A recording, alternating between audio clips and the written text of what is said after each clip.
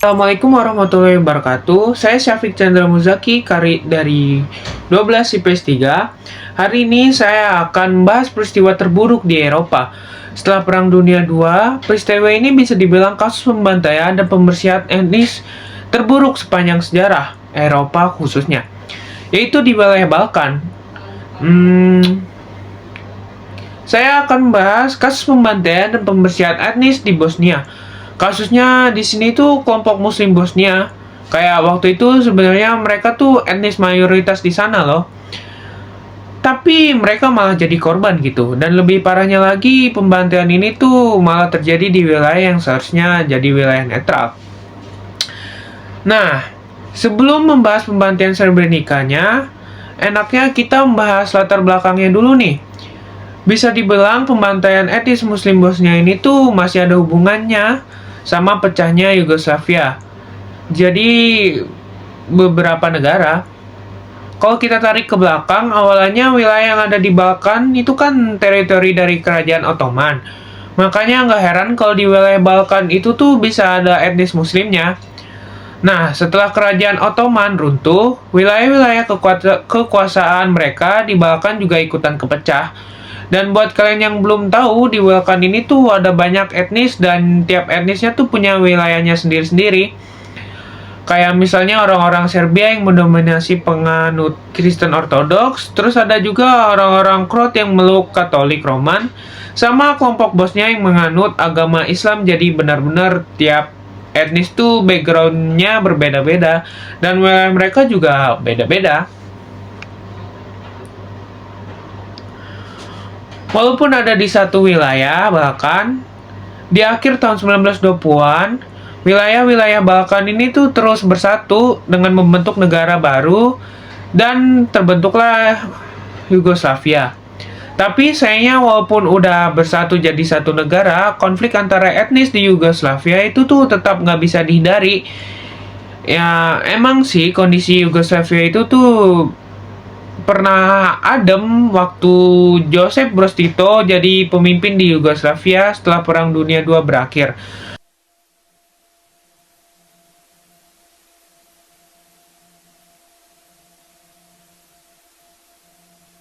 Tapi setelah kematian beliau di tahun 1980, sentimen antara etnis di sana tuh jadi makin menguat lagi dan akhirnya di tahun 1991, Kroasia sama Slovenia mutusin buat merdeka setelah mereka merasa orang-orang Serbia terlalu mendominasi di Yugoslavia.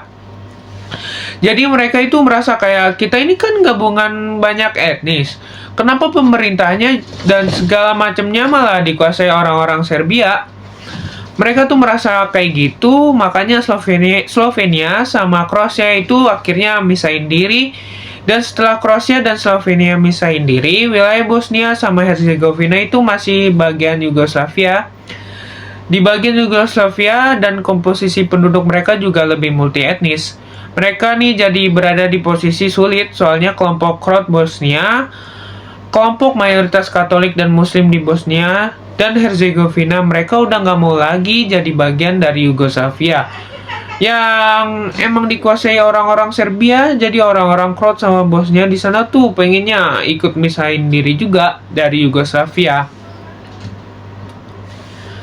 Tetapi di sisi lain, kelompok Serbia yang berada di Bosnia, mereka nih pengen Bosnia sama Herzegovina tetap jadi wilayah Yugoslavia. Jadi sikap masing-masing kelompoknya aja udah beda kan. Tapi akhirnya walaupun ada perbedaan sikap, walaupun ada yang gak setuju misahin diri Bosnia Herzegovina, akhirnya mereka nih tetap ngadain referendum kemerdekaan pada 1992. Keputusan yang akhirnya jadi penyebab terjadinya pembantaian Srebrenica. Jadi keputusan Bosnia buat mereka dan lepas dari Yugoslavia ini dianggap sebagai bentuk pemberontakan sama pemerintah Yugoslavia yang waktu itu dikuasai etnis Serbia. Pemerintah ofisial Yugoslavianya kelompok Serbia di Bosnia.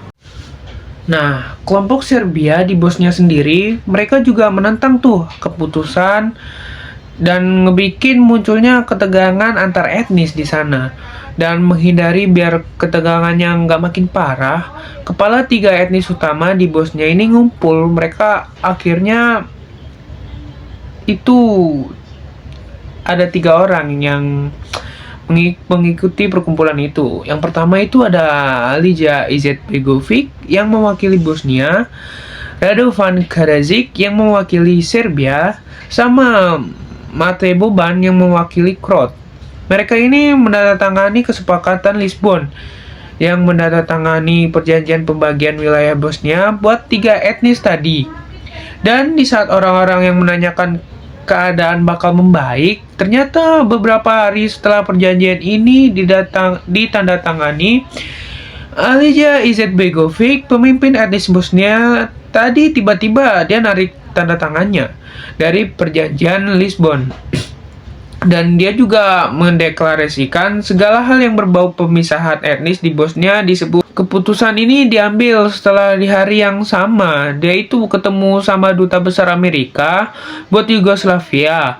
Karena menurut Damjan Dekrinvek Miskovic, Direktur Polisi Research Analyst and Publication di Ada University, dia bilang muncul rumor yang bilang kalau Amerika bakal kasih dukungan ke Bosnia kalau Izetbegovic narik tanda tangan dia. Waduh, emang nih Amerika doyan banget ikut campur ya. Ternyata Warren Zimmerman, duta besar Amerika Yugoslavia waktu itu, dia ini ngebantah kalau keputusan Izetbegovic narik tanda tangan dia itu karena pertemuan mereka sebelumnya. Pokoknya benar-benar sama Izetwamen dibilang nggak benar kabar-kabar yang bilang gitu. Tapi kalau menurut diri sendiri gimana nih? Ada yang sama Amerika. February 29th, 1992, and then on March 1st, he led Bosnians to a referendum that resulted in the independence of Bosnia and Herzegovina. Just over a month later, the EU and the UN recognized Bosnia's independence, but the Serb leaders opposed. Terus setelah gagalnya kesepakatan Lisbon, konflik antar etnis di sana pun jadi makin gak bisa dihindarkan. Sampai di suatu hari pasukan Bosnia dan Kroasia melakukan serangan ke wilayah Bosanski Brod yang mengakibatkan orang-orang Serbia jadi korban. Dan karena udah diserang itu, Serbia gak mau diem lah. Pasukan Serbia langsung ngebales dengan ngakuin serangan ke Bijeljina yang terus memakan banyak korban etnis Bosnia di sana. Dan dari sini perang Bosnia terus berkembang dan skala yang makin besar. Nah, salah satu faktor yang ngebikin konflik ini makin meningkat adalah keterlibatan pemerintah Yugoslavia yang waktu itu dikuasai orang-orang Serbia atau yang disebut pemerintahan Serbia. Waktu itu yang masih gak rela Yugoslavia pecah, dan mereka ini akhirnya ngasih dukungan penuh ke Army of Republika Srpska. Atau kalau pakai bahasa sananya Vojska Republik Srpski atau disingkatnya VRS. VRS. Apa itu sih VRS? Jadi VRS ini adalah pasukan militer orang-orang Serbia yang ada di Bosnia. Nah, mereka ini didukung penuh oleh orang-orang Serbia gitu. Di pemerintah di Yugoslavia didukung sama pemerintahan Serbia. Dengan harapan mereka bisa bikin Bosnia Izetbegovic jadi bagian dari mereka. Karena kalau ingat yang tadi, Izetbegovic ini mau misahin diri. Etnis yang tidak setuju buat misahin diri itu kan etnis Serbia di Bosnia gitu. Nah, makanya mereka ini di-encourage. Ini tentaranya didukung biar bisa melakukan pemberontakan dan bikin Bosnia Herzegovina ini jadi dari mereka, jadi bagian dari Yugoslavia. Dan ya udah, habis itu gabungan pasukan VRS dan Serbia mulai ngelakuin serangkaian operasi militer ke berbagai penjuru Bosnia Herzegovina. Sampai ibu kota Bosnia Herzegovina waktu itu, Sarajevo itu bahkan dikepung militer gabungan ini selama kurang lebih 4 sampai 5 tahun. Ya, dari tahun 1992 sampai 1996. Kebayang ya tinggal disuruh tegangnya kayak apa. Sarajevo remains mixed, with Serbs and Croats among its defenders. but most of its people are Muslims.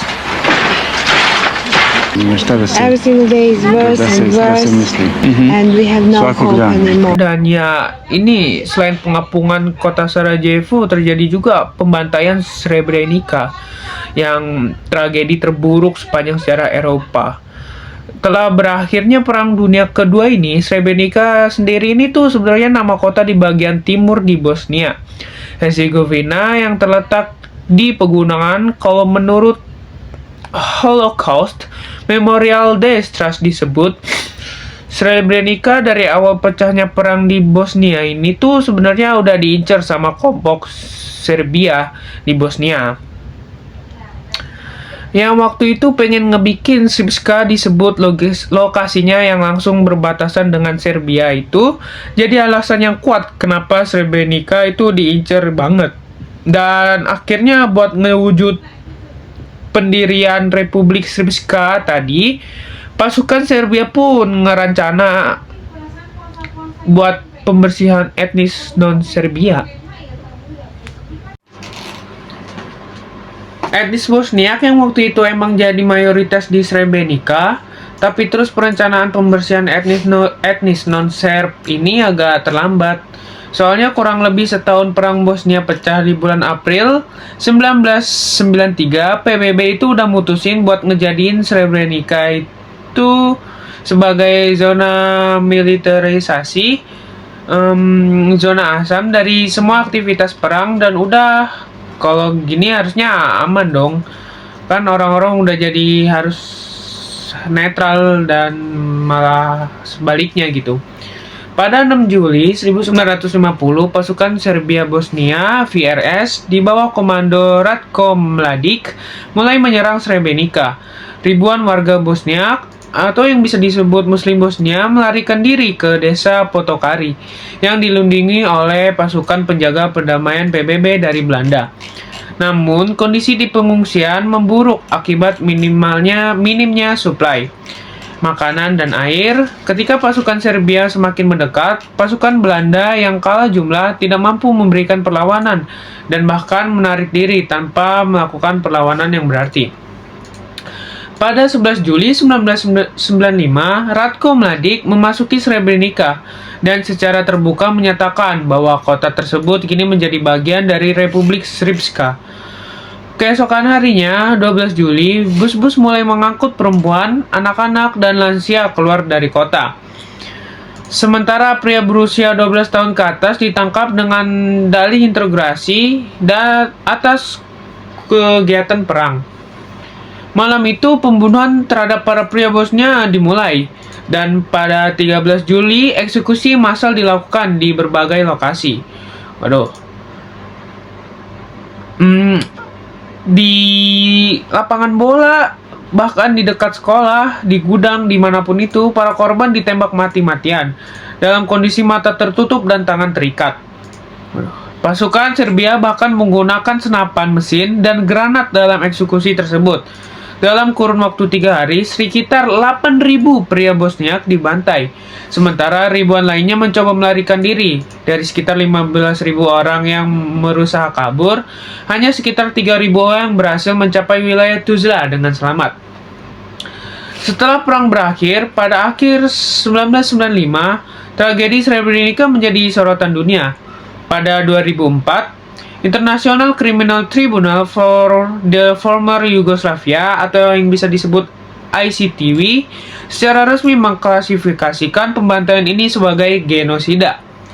Diikuti oleh keputusan International Court of Justice atau ICJ, puluhan orang dijatuhi hukuman penjara, termasuk Radovan Karadzic, mantan Presiden Republik Srpska, dan Ratko Mladic yang keduanya dihukum penjara seumur hidup sebagai dalang utama tragedi ini.